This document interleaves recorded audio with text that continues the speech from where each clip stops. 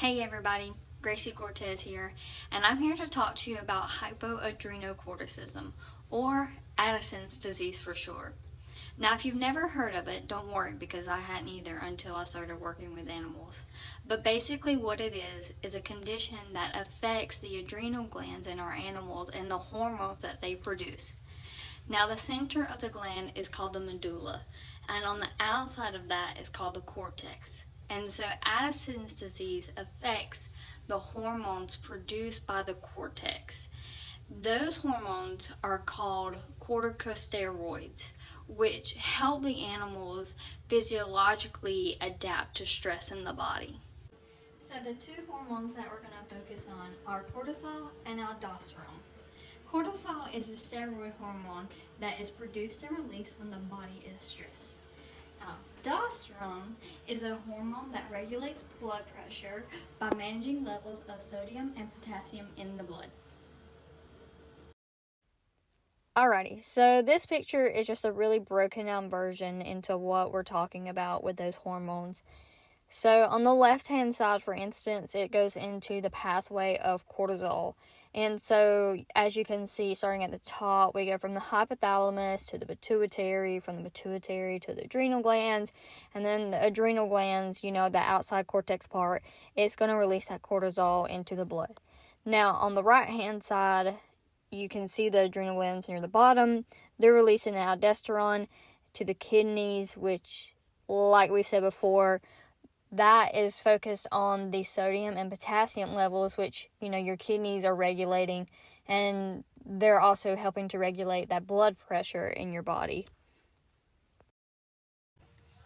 Addison's disease, also known as the great imitator, presents itself as many other diseases with symptoms such as vomiting, diarrhea, lethargy, and weight loss.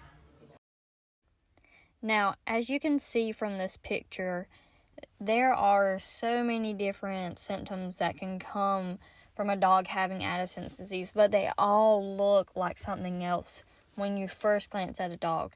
I mean, when you're thinking of vomiting and diarrhea, the dog could have intestinal worms, or it could just have eaten something wrong. A dog with tremors, maybe it has arthritis.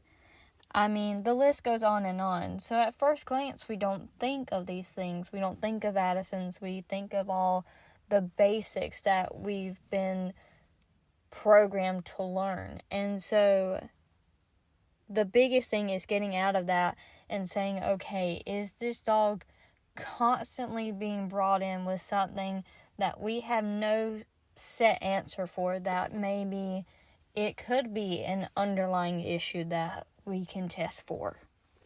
So when you want to test your animals, well, you don't want to assume just because they have vomiting, diarrhea, that, they have Addison's disease. But when you have this constant cycle of unexplainable illnesses, maybe it's time to talk to your vet. So for us, blood work and electrolyte testing is what we use to diagnose a pet with Addison's disease. And from your diagnosis, we have treatments. For most pets, we're going to give them an injection of DOCP, or what we like to call Procortin. Procortin's based off of weight, and it's given every 28 to 30 days, and it helps with the sodium and potassium levels in the blood. Now, with that, we give a low dose of prednisone. And unfortunately, the biggest side effect with prednisone is the major weight gain. So with proper diet, though, we can maintain that. So that is just a basic idea of what Addison's disease is. And like I said before, just because your pet may vomit or have diarrhea randomly throughout the year doesn't mean they have Addison's disease. But if they are having unexplainable illnesses constantly without a cause, it is something to mention to your vet if Addison's is even a possibility for them. I know for most of us, our pets are like our family. And if I had a family member that was in a constant state of stress like this, I would want to do something for them to help them out.